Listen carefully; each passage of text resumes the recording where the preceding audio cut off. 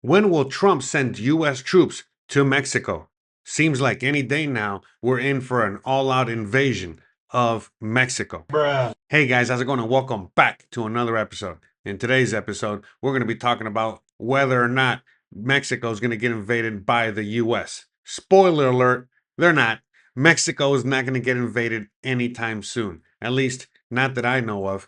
Again, there's too many things going on between US and Mexico relations that an all out invasion would just be suicide for the US. All right. So, again, why would the US shoot themselves in the foot? They rely extremely heavily on Mexico, not just for food and for goods, especially as each and every day the US is actually in an economic war with China. Well, they have to rely more and more each and every day on Mexico. I mean, just think about how crazy it would be, all right, for all of a sudden one day, for the US to literally declare war on Mexico.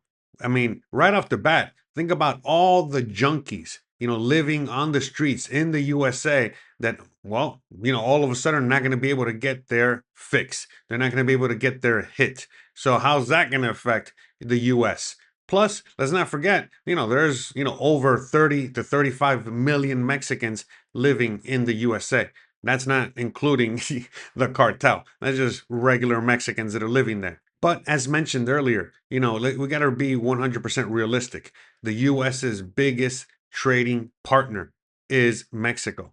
And each and every day they rely on Mexico more and more. Again, in Guadalajara, they just built one of the biggest microchip factories, all right, in the hemisphere. In fact, probably the world. But the point is that those microchips are going to the USA. All right, and they are NVIDIA microchips, which are being used for just about everything these days. Not just microchips, but also there's a lot of goods that come from Mexico. All right, again, besides the avocado for your avocado toast and your tomatoes, and so many other food products. But again, there's a lot more important things that the U.S. relies on Mexico and vice versa, such as cars, car parts, machinery parts, things such as, gold, silver, lithium, and oil. I can go on and on.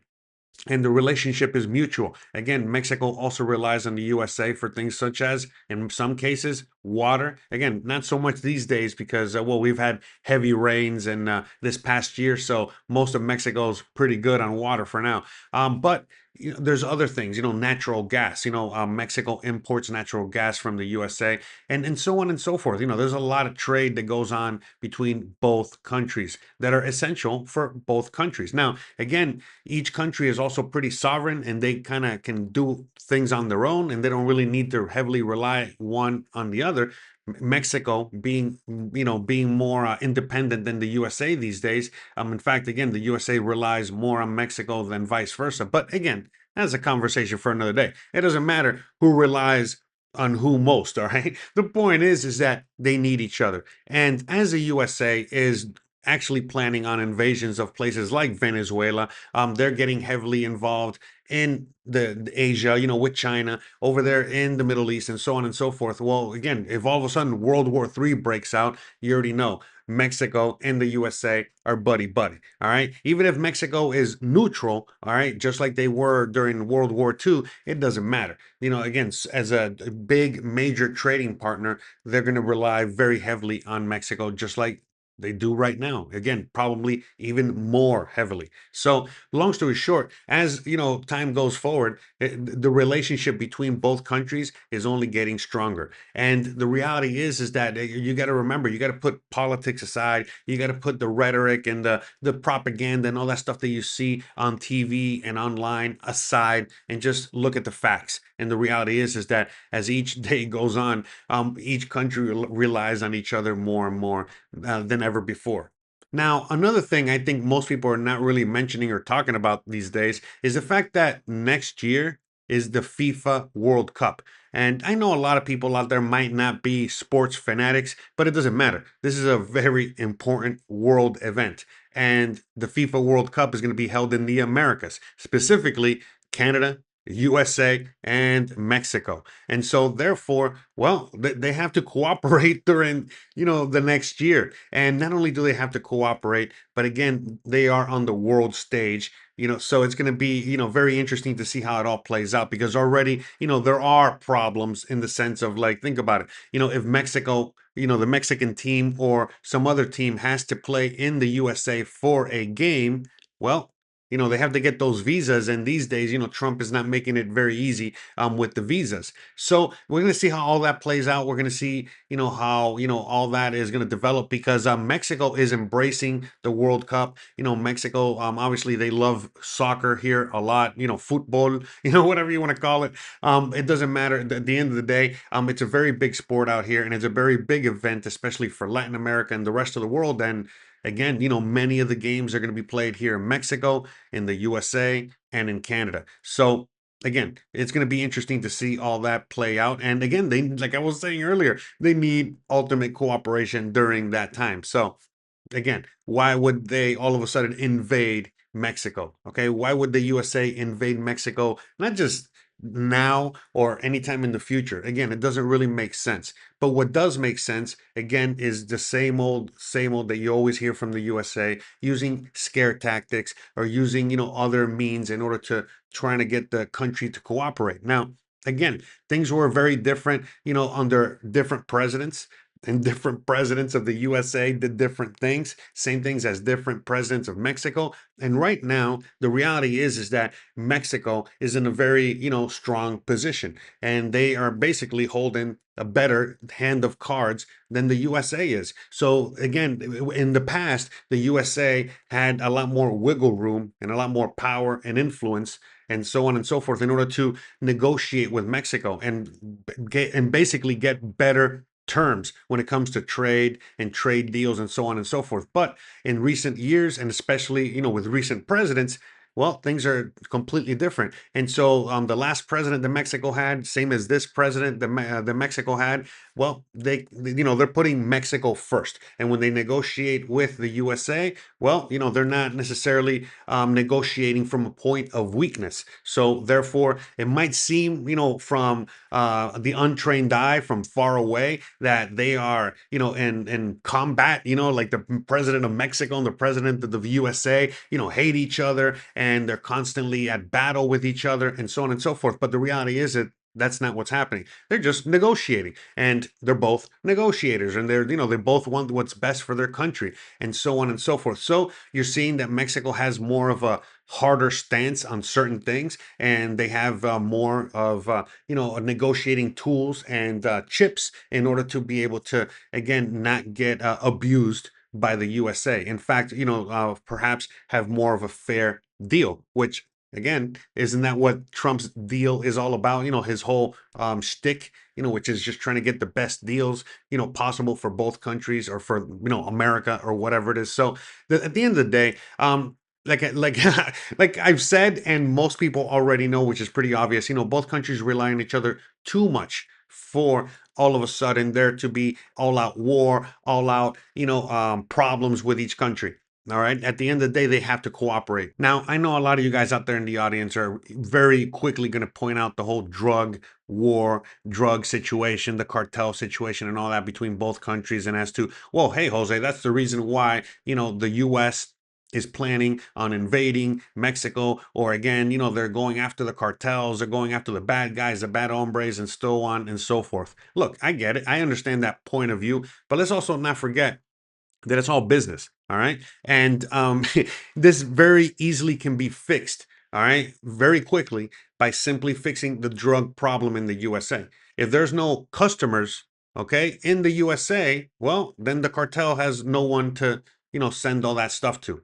And so that's the reality of it. Again, the whole cartel situation is obviously, a lot more complicated. Most people already know the U.S. is heavily involved, with all that. And again, you can Wikipedia, okay, you can look at it online. All right, this is not information that I am all of a sudden just coming out of thin air. The reality is that it's a very complicated issue, but at the end of the day, Trump And the US benefit from the cartels. They benefit from, the whole drug trade and, the trafficking and everything that goes on with that, like it or not.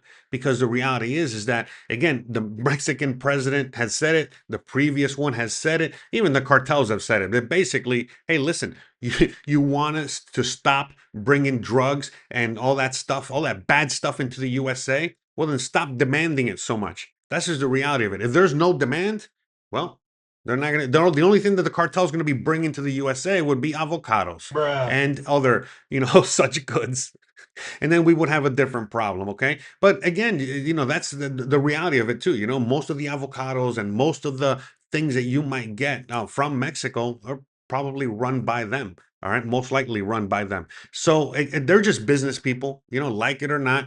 I'm not saying, I'm not condoning their business practices, but the point of the matter is that just like any other business, any smart businessman or business person, businesswoman, whatever, they're just going to switch to whatever sells. And that's as simple as that. And right now, what sells the most and brings back the most revenue stream is drugs and trafficking and all that other bad stuff. Okay. But again, at the end of the day, this can be easily resolved on the US side of things.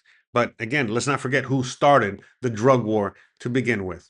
And so again, that's all part of the, mutual relationship that both countries have. And do you think that Mexico wants to have the cartels and all this violence and all the things that are going on? No, of course not. Just like the US on their side, just like you guys over there, you don't want, all the drugs on the streets and you don't want all the crime and violence and you don't want all those things. But again, we got to question exactly who's in charge there. And so, and again, with that said, going back to the mutual relationship between both.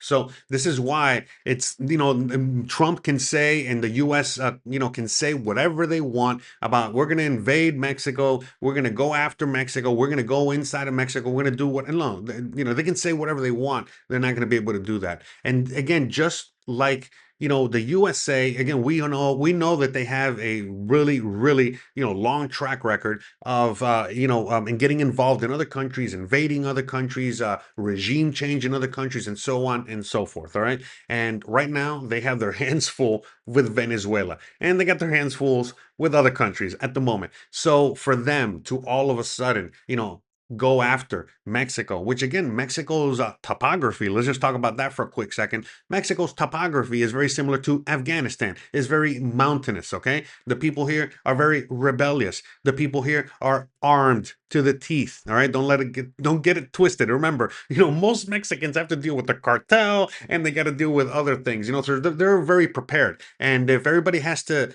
get together on the same side, to combat the USA, they will. Now, granted, we know that there are Mexicans out there, there are people out there that are wishing and wanting and welcoming an invasion by the USA. But that's in the minority. Again, I live out here. I know fully well how things are out here, and no matter how bad things are, there would no country is really, in the right mind to welcome an invasion by the USA, let alone a country that has already had an invasion by the USA in their past. And the last time that the USA invaded, they took half the territory. So Mexico is not, the last thing that they want is any kind of US intervention or anything of that sort. So you got to remember that it's not just, first of all, the US has trouble invading, smaller countries with a lot less resources than Mexico does. So I don't see that going on very well. And like I said, think about it. If they're going to invade Mexico, it's not like invading a country on the other side of the world. Okay, it's literally on the border.